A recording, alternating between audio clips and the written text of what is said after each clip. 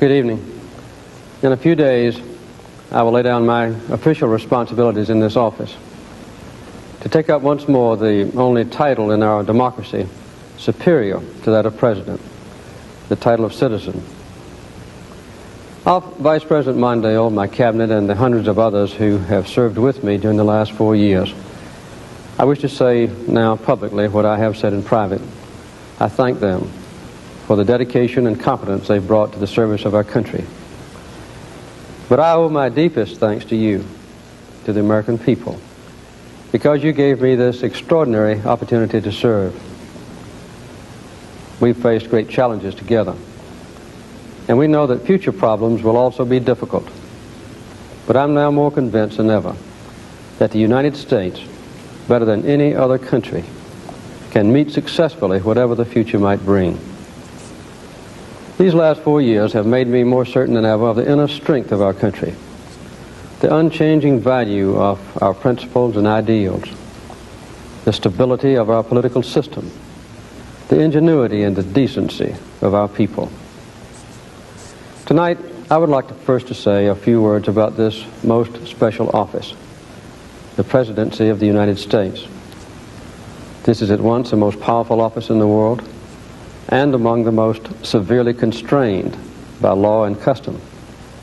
The President is given a broad responsibility to lead, but cannot do so without the support and consent of the people, expressed formally through the Congress and informally in many ways through a whole range of public and private institutions. This is as it should be. Within our system of government, every American has a right and a duty to help shape the future course of the United States. Thoughtful criticism and close scrutiny of all government officials by the press and the public are an important part of our democratic society. Now, as in the past, only the understanding and involvement of the people through full and open debate can help to avoid serious mistakes and assure the continued dignity and safety of the nation. Today, we are asking our political system to do things of which the Founding Fathers never dreamed. The government they designed for a few 100,000 people now serves a nation of almost 230 million people. Their small coastal republic now spans beyond a continent. And we also now have the responsibility to help lead much of the world through difficult times to a secure and prosperous future. Today, as people have become ever more doubtful of the ability of the government to deal with our problems, we are increasingly drawn to single-issue groups and special interest organizations to ensure that whatever else happens, our own personal views and our own private interest are protected. This is a disturbing factor in American political life. It tends to distort our purposes because the national interest is not always the sum of all our single or special interests. We are all Americans together, and we must not forget that the common good is our common interest and our individual responsibility.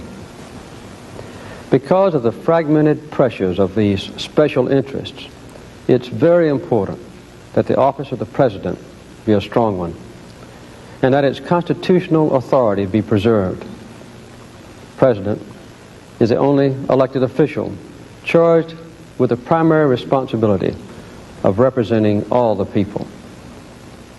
In the moments of decision, after the different and conflicting views have all been aired, it's a President who then must speak to the nation and for the nation.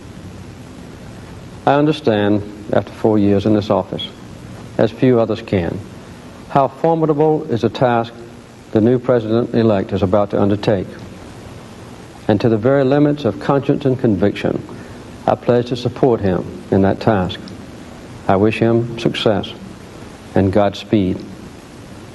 I know from experience that presidents have to face major issues that are controversial, broad in scope, and which do not arouse the natural support of a political majority.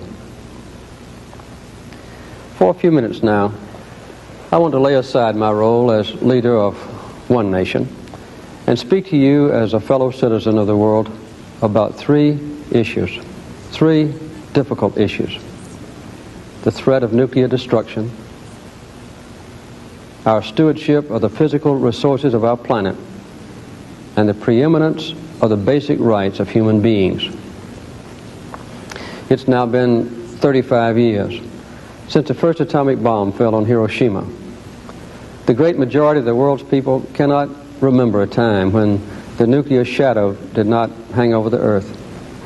Our minds have adjusted to it, as after a time our eyes adjust to the dark. Yet the risk of a nuclear conflagration has not lessened. It has not happened yet, thank God.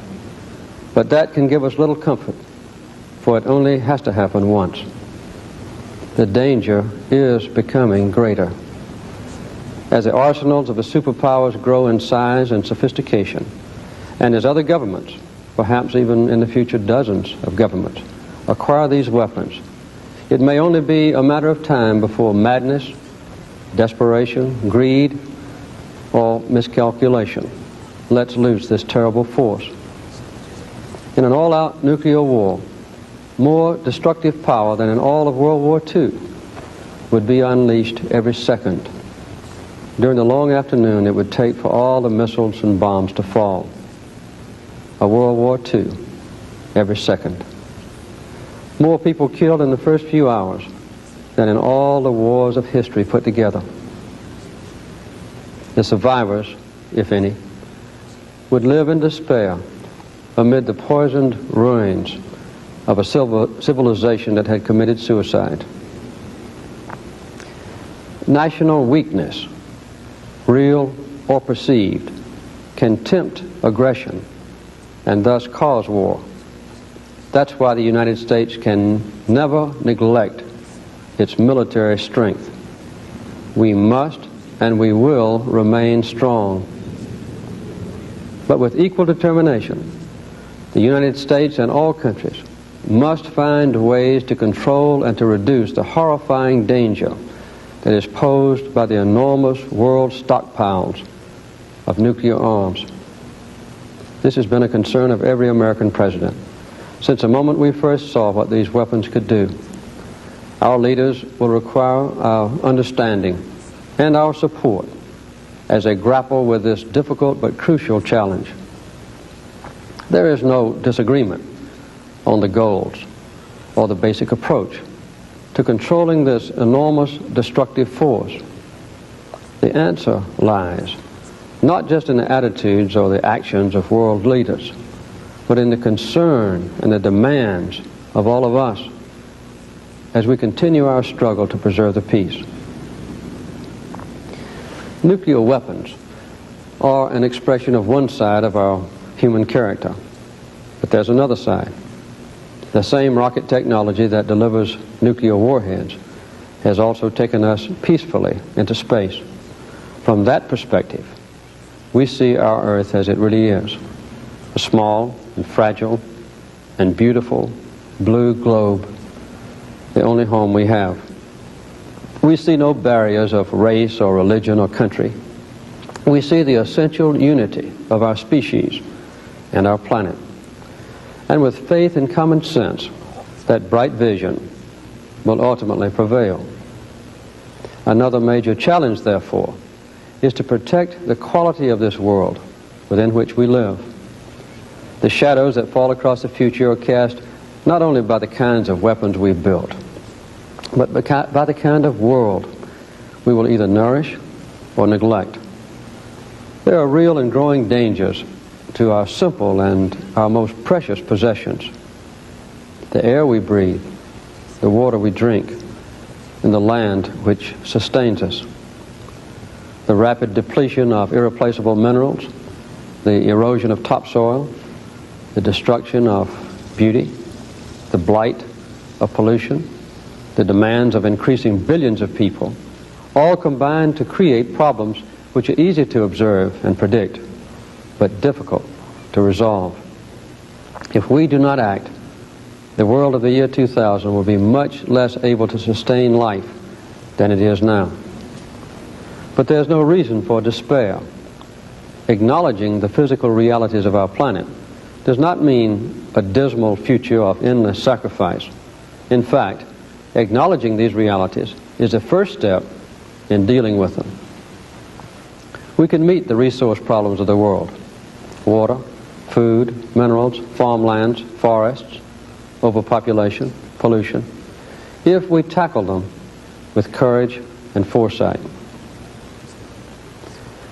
I've just been talking about forces of potential destruction that mankind has developed and how we might control them.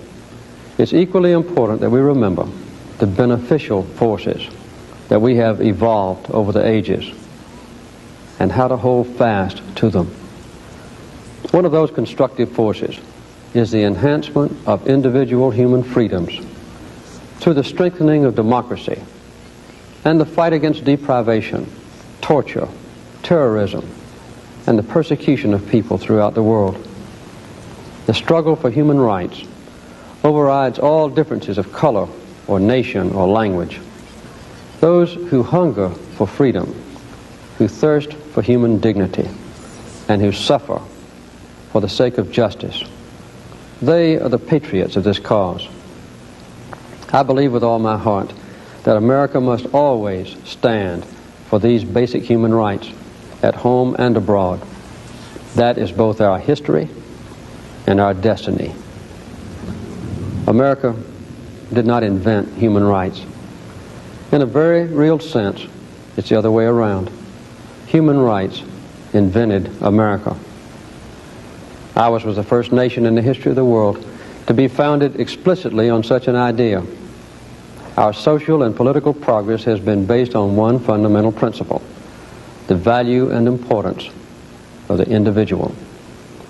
The fundamental force that unites us is not kinship or place of origin or religious preference.